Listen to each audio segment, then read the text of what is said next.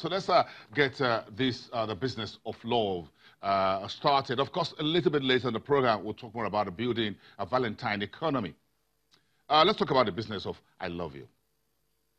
Paul Alaje is a senior economist at SPM Professionals. Is live to us from Abuja. Studios, good morning. It's good to see you, Paul. It's a very big day when it comes to Valentine business. What does it mean to you, the business of I love you? Yes, money can't buy love, but you need money to buy flowers and chocolates and whatever as gifts. So how do we balance money can't buy love when folks say I love you with perhaps something like this? Thank you so very much for having me on your show.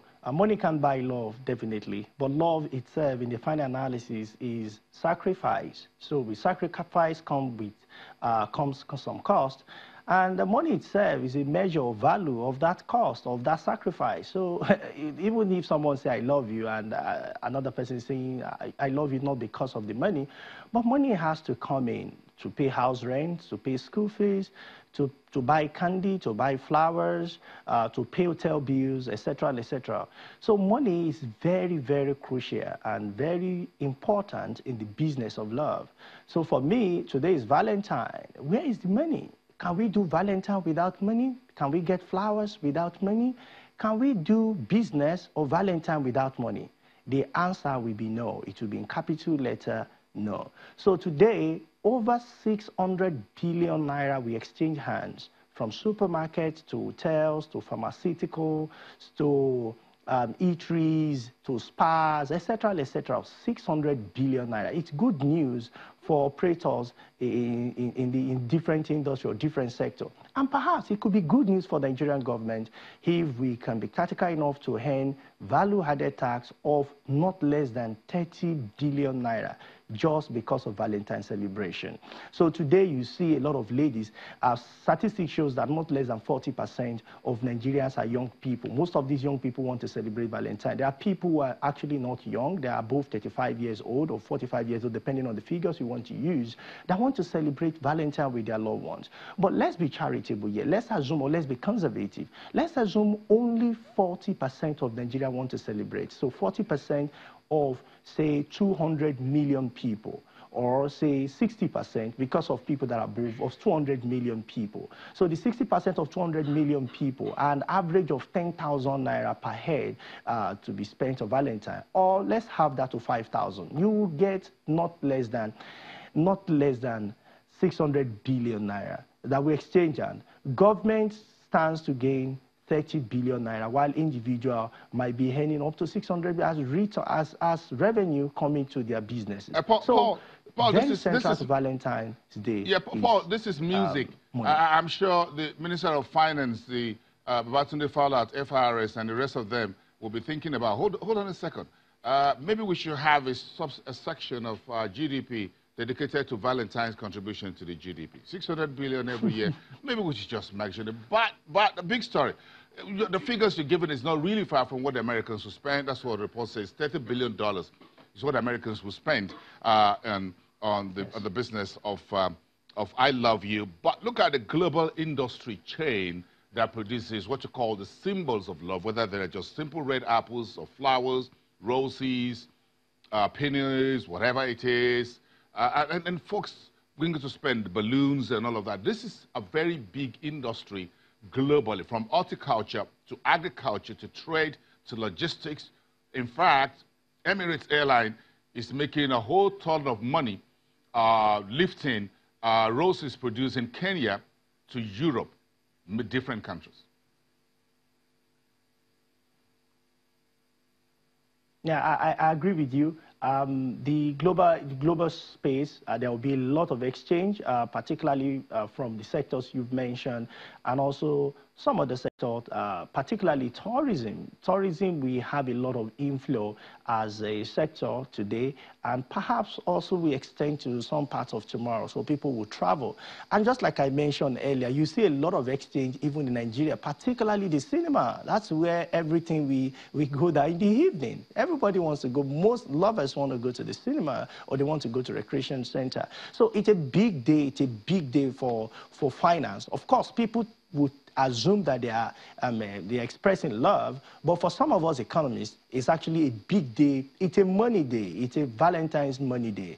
It's a money day for us across the globe. So it also tells people that there's business, there's a big business in making love or in loving someone.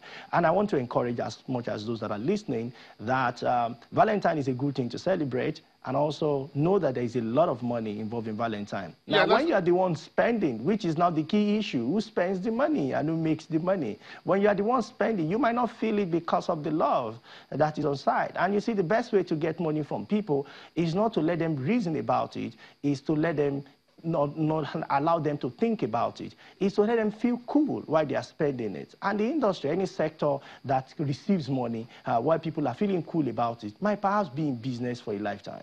Paul, we're going to talk more. We're going to have you on the, some part later in the second half of the program. But first, if we look at the industry that produces I Love You, which is Valentine, which I mentioned, horticulture and the rest. Look at Kenya, for example, making made 113.6 billion shillings last year just by exporting rose flowers to Europe. Yeah, well, what is happening in Kenya, it's a lot of business, and it also has a lot of implication in the currency stability, also job creation. And I think that the domestic economy should also take a clue from that and know that definitely people will celebrate Valentine, and a lot of places in the world. The question for me would be, how will Nigeria as economy benefit from all of this? In America, we have a lot of inflow coming. I mean, I beg your pardon, in Netherlands, you have a lot of inflow coming from Israel, particularly in terms of output of flowers. The same with Kenya sending to Europe. How do we make so much revenue as an economy and generate a lot of jobs from these?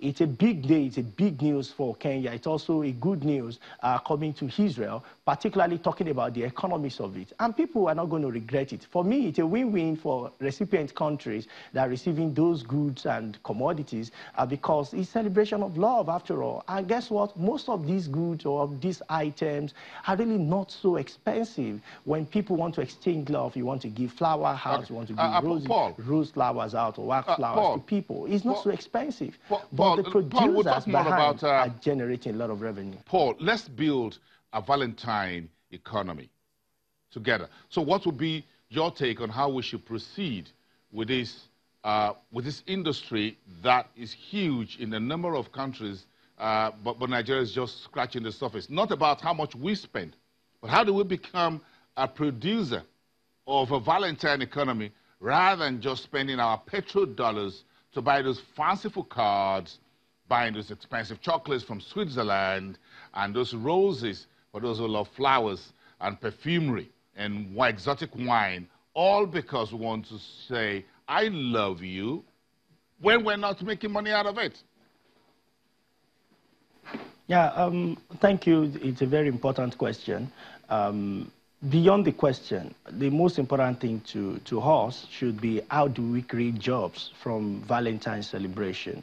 The first thing is we need to look at our marginal propensity to import. And you had mentioned it correctly that over 90% of what we'll be using or what we'll be spending money on are imported. Three decisions, three consequences, three results come from making purchase decision, particularly when the commodity is coming from abroad. The first decision is that the commodity gets to you or the service gets to you, but the money leaves your country. When it leaves your country, it has impact on your foreign reserve, and it has to boost the country that is receiving. The last is it creates job from the country that's produced such commodity. So how do Nigerians start production of all of these things? For me, it starts with import substitution. And what do we have that we can readily replace or that we can readily substitute? We could look at the raw materials that we have that are used for finished product that get back to us. So one of them would be cocoa. Right now, Nigeria is even looking at changing focus from cocoa and making cashew one of the primary products.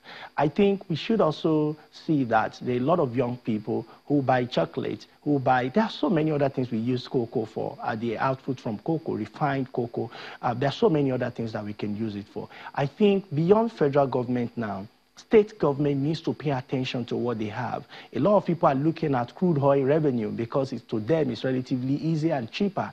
If state government creates environment for private sector to thrive, for farmers to thrive, for manufacturers to thrive, I believe that Nigeria will start substituting most of these inputs.